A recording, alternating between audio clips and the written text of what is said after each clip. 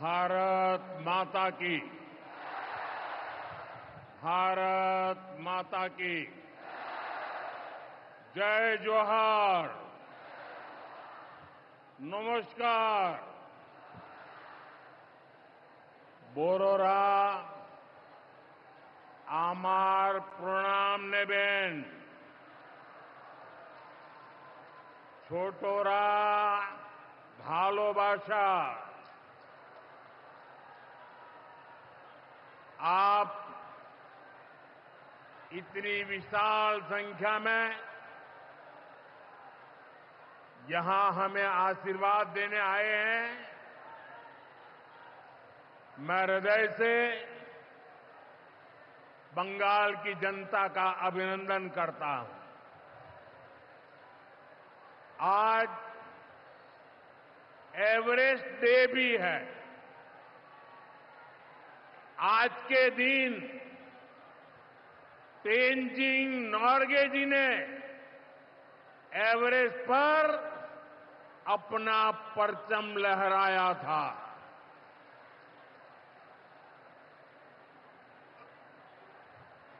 उनके सम्मान में हम भी अपना तिरंगा फहराएंगे।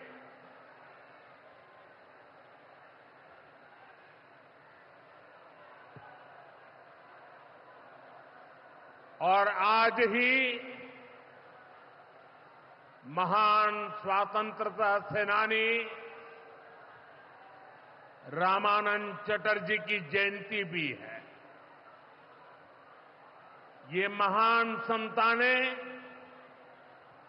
हमें प्रेरित करती है, बड़े संकल्पों की सिद्धि के लिए हौसला देती है। साथियों, 21वीं सदी में भारत नए सामर्थ्य के साथ समृद्धि की नई गाथा लिख रहा है। आज देश का हर नागरिक भारत को विकसित राष्ट्र बनाने के लिए जुटा है, दिन रात जुटा है। और विकसित भारत बनाने के लिए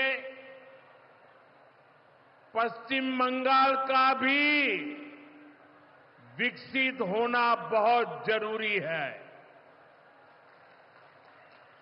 और इसलिए पश्चिम बंगाल को भी नई ऊर्जा के साथ जुटना है। बंगाल को फिर उसी भूमिका में आना होगा जो कभी यहां की पहचान थी। इसके लिए जरूरी है कि पश्चिम बंगाल फिर से नॉलेज का, ज्ञान विज्ञान का केंद्र बने। बंगाल मेक इन इंडिया का एक बहुत बड़ा सेंटर बने।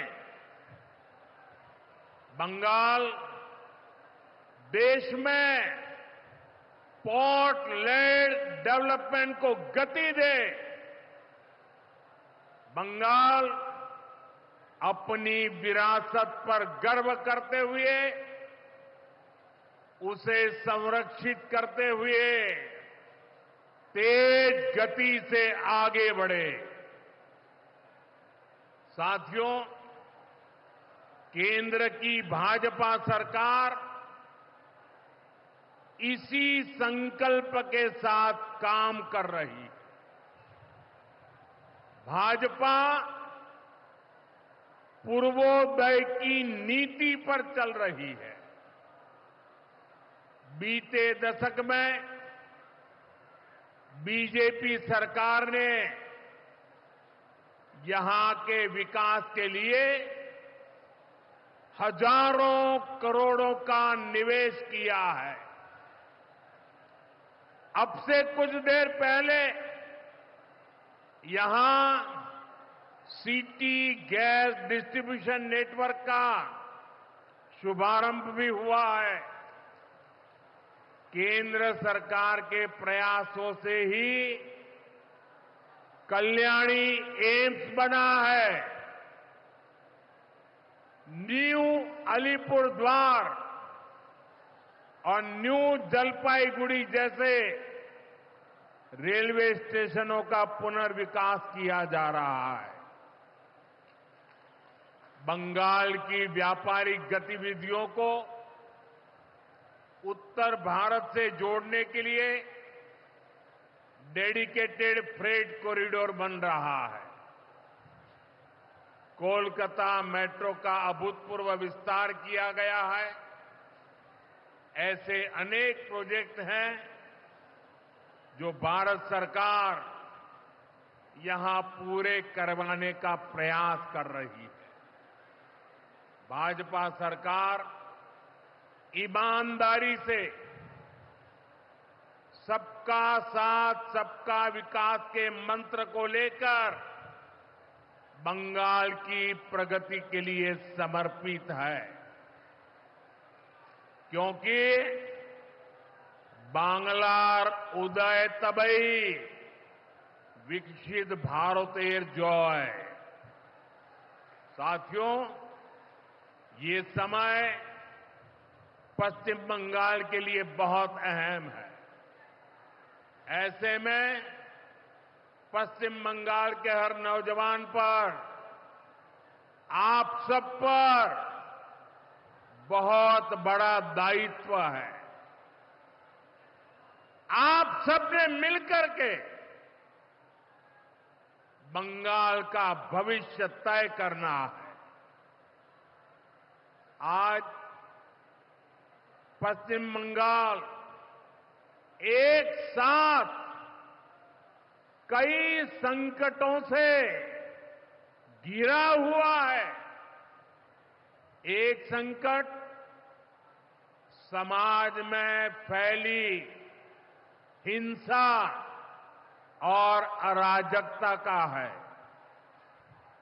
दूसरा संकट माताओं बहनों की असुरक्षा का है। उन पर हो रहे जघन्य अपराधों का है। तीसरा संकट नौजवानों में फैल रही घोर निराशा का है। बेतहाशा बेरोजगारी का है। चौथा संकट घनघोर करप्शन का है। यहां की सिस्टम पर लगातार कम होते जनविश्वास का है। और पांचवा संकट गरीबों का हक छीनने वाली सत्ताधारी पार्टी की स्वार्थी राजनीति का है। साथियों, यहां मुर्शिदाबाद में जो कुछ हुआ, मालदा में जो कुछ हुआ, वो यहां की सरकार की निर्ममता का उदाहरण है। दंगों में गरीब माताओं बहनों की जीवन भर की पूंजी राख कर दी गई। तुष्टीकरण के नाम पर गुंडागिर्दी को खुली छूट दे दी गई। जब सरकार चलाने वाले एक पार्टी के लोग, विधायक, कॉरपोरेटर ही लोगों के घरों को चिन्हित करके जलाते हैं और पुलिस तमाशा देखती है, तो उस भयावह स्थिति की कल्पना की जा सकती है। मैं बंगाल की भद्र जनता से पूछता हूं, क्या सरकारें ऐसे चलती हैं? यही भावेश होकर चलेगी? साथियों, बंगाल की जनता पर हो रहे इन अत्याचारों से यहां की निर्मम सरकार को कोई फर्क नहीं पड़ता। यहां बात बात पर कोर्ट को दखल देना पड़ता है। बिना कोर्ट के बीच में आए कोई भी मामला सुलझता ही नहीं है। बंगाल की जनता को अब टीएमसी सरकार के सिस्टम पर भरोसा नहीं है। यहां की जनता के पास अब सिर्फ कोर्ट का आसरा ही है।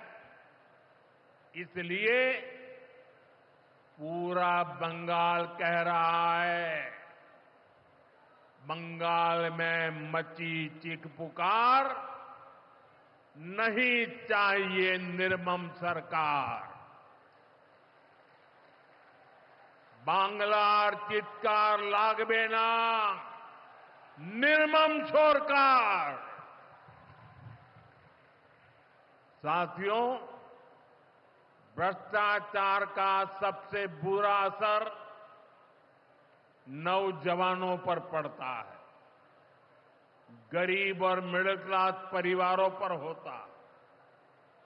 भ्रष्टाचार कैसे चारों तरफ बर्बादी लाता है, ये हमने टीचर भर्ती घोटाले में देखा है। टीएमसी सरकार ने अपने शासनकाल में हजारों टीचर्स का फ्यूचर बर्बाद कर दिया, उनके परिवारों को तबाह कर दिया, उनके बच्चों को असहाय छोड़ दिया।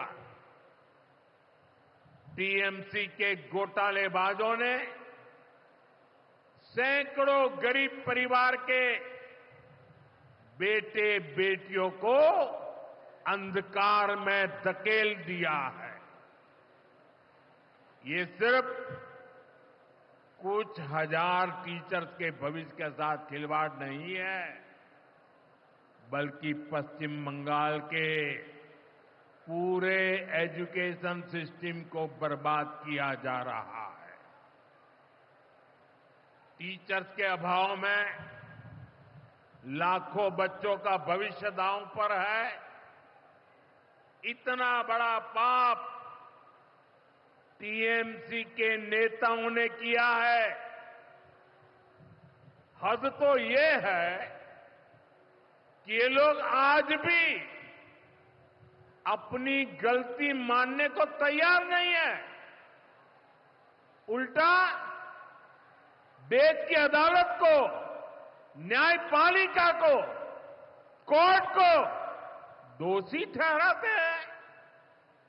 साथियों, टीएमसी ने चाय बागान में काम करने वाले साथियों को भी नहीं छोड़ा है। यहां सरकार की कुनीतियों के कारण टी गार्डन लगातार बंद होते जा रहे हैं। मजदूरों के हाथ से काम निकलता चला जा रहा है। यहां पीएफ को लेकर जो कुछ भी हुआ वो बहुत शर्मनाक है। ये गरीब मेहनतकश लोगों की कमाई, उस पर डाका डाला जा रहा है।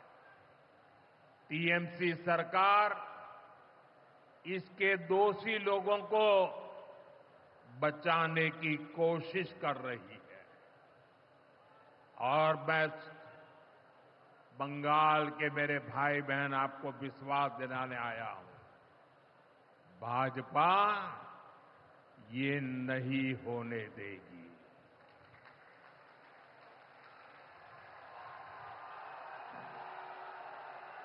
साथियों, राजनीति अपनी जगह पर है, लेकिन गरीब, दलित, पिछड़े, आदिवासी और महिलाओं से टीएमसी क्यों दुश्मनी निकाल रही है।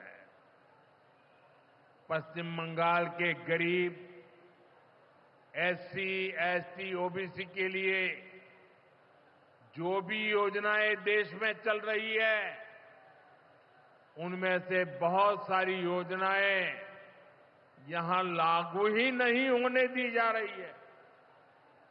पूरे देश में करोड़ों लोगों को आयुष्मान योजना के तहत मुफ्त इलाज मिल चुका है, लेकिन मुझे दुख के साथ कहना पड़ रहा है, इसका फायदा पश्चिम बंगाल के मेरे भाई बहनों को नहीं मिल रहा। पश्चिम बंगाल का कोई साथी अगर दिल्ली, बेंगलुरु, चेन्नई गया है, उसको वहां मुफ्त इलाज नहीं मिल पाता, क्योंकि निर्मम सरकार ने बंगाल के अपने लोगों को आयुष्मान कार्ड देने ही नहीं दिया। आज देश भर में 70 वर्ष से ऊपर के बुजुर्गों को 5 लाख रुपए तक मुफ्त इलाज की सुविधा मिल रही है।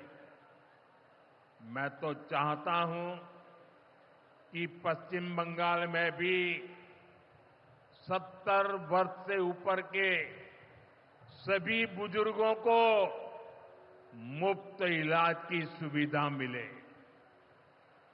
लेकिन टीएमसी सरकार ये नहीं करने दे रही है। केंद्र की बीजेपी सरकार देश भर में गरीब परिवारों को पक्के घर बनाकर दे रही है, लेकिन पश्चिम बंगाल में लाखों परिवारों का घर नहीं बन पा रहा है, क्योंकि टीएमसी के लोग इसमें भी गरीब के पास से कट और कमीशन की मांग कर रहे हैं। आखिर टीएमसी सरकार आप लोगों को लेकर इतनी निर्मम क्यों है? साथियों, यहां की निर्मम सरकार के जितने उदाहरण दो वो कम है। पश्चिम बंगाल में बहुत बड़ी संख्या में हमारे विश्वकर्मा भाई बहन हैं। ये लोग हाथ के हुनर से अनेक प्रकार के काम करते हैं।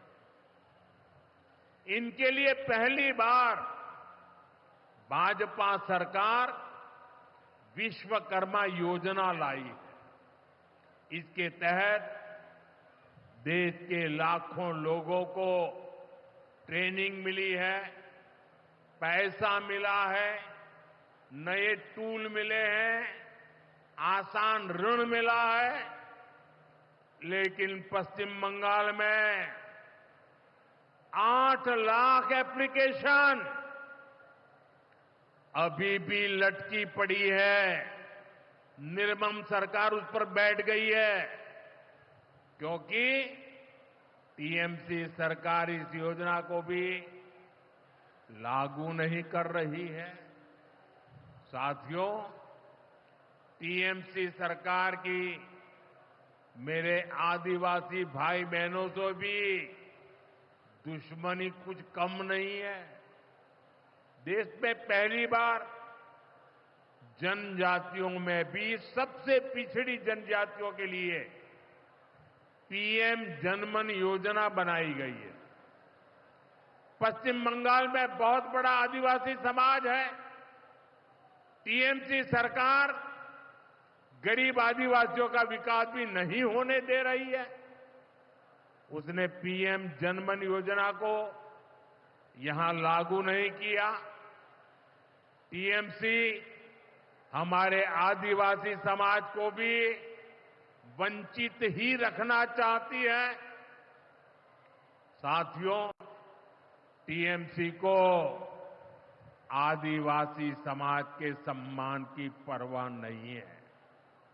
2022 में जब एनडीए ने एक आदिवासी महिला को राष्ट्रपति उम्मीदवार बनाया तो सबसे पहले विरोध करने वाली पार्टी टीएमसी थी। बंगाल के आदिवासी इलाकों की उपेक्षा भी यही दिखाती है कि इन्हीं आदिवासी समाज से टीएमसी वालों को कोई लगाव नहीं है, कोई लेना देना नहीं। साथियों, कुछ दिन पहले दिल्ली में नीति आयोग की गवर्निंग काउंसिल की बहुत महत्वपूर्ण बैठक हुई। ये एक अहम मंच होता है जहां देश भर के मुख्यमंत्री मिलकर विकास पर चर्चा करते हैं। लेकिन अफसोस की बात है कि इस बार बंगाल सरकार इस बैठक में मौजूद ही नहीं रही। दूसरे गैर भाजपा शासित राज्य आए, सभी दल के नेता आए, हमने साथ बैठकर चर्चा की, लेकिन टीएमसी को तो सिर्फ और सिर्फ 24 घंटा पॉलिटिक्स करना है और कुछ करना ही नहीं है। पश्चिम बंगाल का विकास, देश की प्रगति उनकी प्राथमिकता में है ही नहीं। साथियों, केंद्र सरकार की जिन योजनाओं को यहां लागू किया भी गया है, उनको पूरा नहीं किया जा रहा। पीएम ग्राम सड़क योजना के तहत पश्चिम बंगाल के गांवों के लिए 4000 किलोमीटर की सड़कें स्वीकृत की गई। इनको पिछले साल तक पूरा हो जाना था। 4000 किलोमीटर तो छोड़िए, यहां 400 किलोमीटर सड़कें भी नहीं बन पाई है। साथियों, इंफ्रास्ट्रक्चर के काम से सुविधाएं भी बनती है और रोजगार भी बनते हैं। लेकिन हालत ये है कि पश्चिम बंगाल में 16 बड़े इंफ्रास्ट्रक्चर प्रोजेक्ट यहां की सरकार अटकाए हुए है। ये 90,000 करोड़ रुपए से अधिक के प्रोजेक्ट हैं। कहीं रेल लाइन आनी थी, रुकी पड़ी है। कहीं मेट्रो बननी थी, रुकी पड़ी है। कहीं हाईवे बनना था, बंद पड़ा है। कहीं अस्पताल बनना था, कोई पूछने वाला नहीं। ऐसे प्रोजेक्ट्स को ये टीएमसी ने लटका करके रखा है।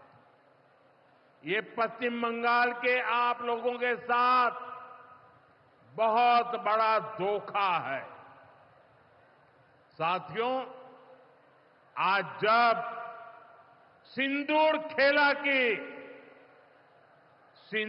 खेला की इस धरती पर आया हूं, तो आतंकवाद को लेकर भारत के नए संकल्प की चर्चा स्वाभाविक है।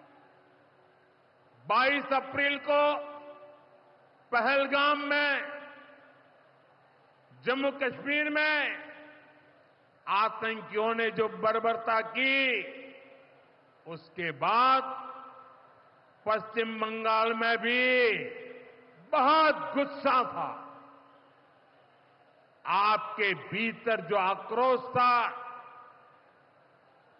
आपका जो गुस्सा था, उसको मैं भली भांति समझता था। आतंकवादियों ने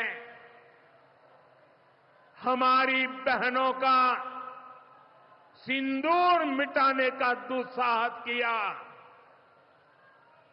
हमारी सेना ने उनको सिंदूर की शक्ति का एहसास करा दिया।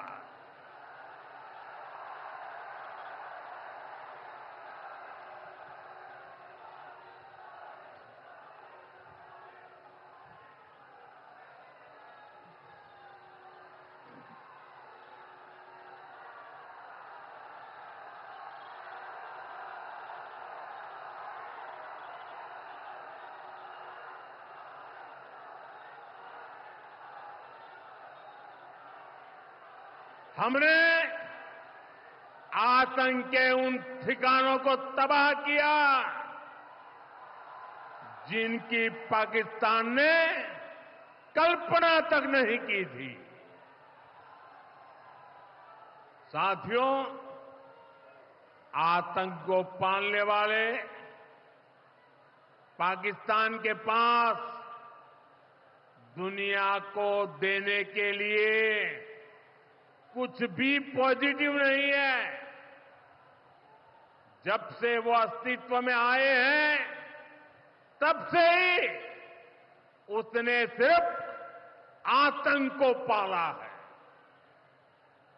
1947 में बंटवारे के बाद से ही उसने भारत पर आतंकी हमला किया।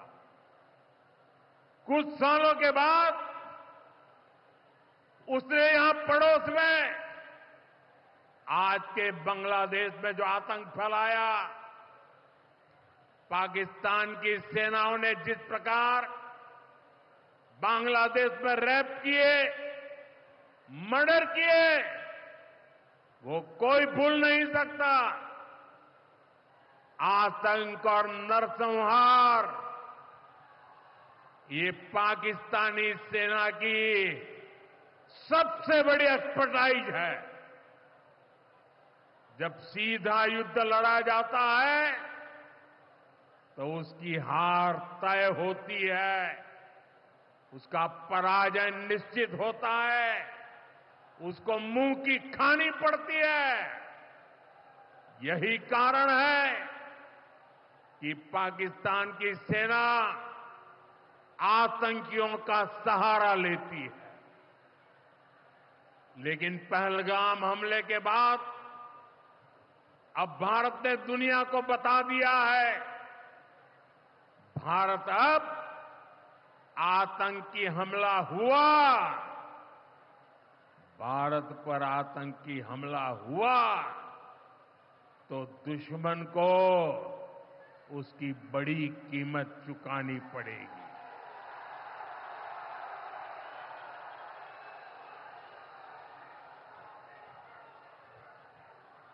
और पाकिस्तान समझ ले, 3 बार घर में घुस करके मारा है तुम्हें।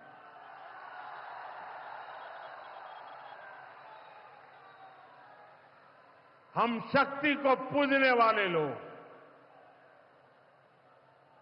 हम महिषासुर मर्दिनी को पूजते हैं। बंगाल टाइगर की इस धरती से 140 करोड़ भारतीयों का ऐलान है। ऑपरेशन सिंदूर अभी खत्म नहीं हुआ है।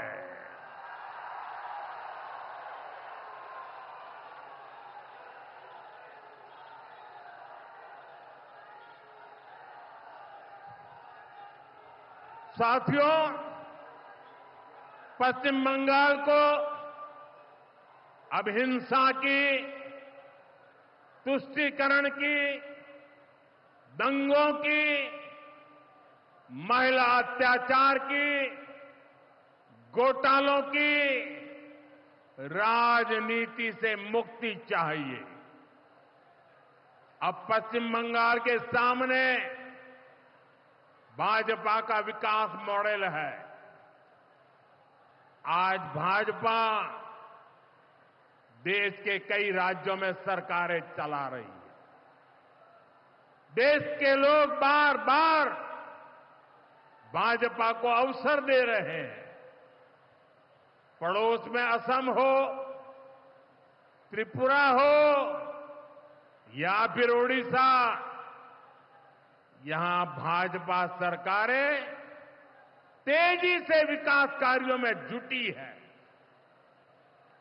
मैं बंगाल के सभी भाजपा कार्यकर्ता साथियों से कहूंगा, हमें कमर कसकर तैयार रहना है। हमारे सामने एक बड़ी चुनौती है कि लोकतंत्र पर पश्चिम बंगाल की जनता के विश्वास को फिर से कैसे बहाल करें। हमें पश्चिम बंगाल के हर परिवार को सुरक्षा की, सुशासन की और समृद्धि की गारंटी देनी है। इसके लिए आने वाले दिनों में अपने प्रयासों को हमें और तेज करना होगा। साथियों, विकसित भारत बनाने के लिए पश्चिम बंगाल का तेज विकास बहुत जरूरी है।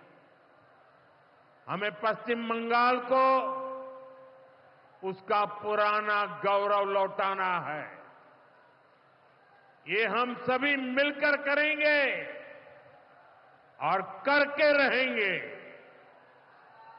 एक बार फिर आप सभी को इतनी बड़ी संख्या में यहां आने के लिए बहुत बहुत आभार व्यक्त करता हूं। मेरे साथ तिरंगा ऊंचा करके बोलिए, भारत माता की, भारत माता की, भारत माता की, भारत माता की। बहुत बहुत धन्यवाद।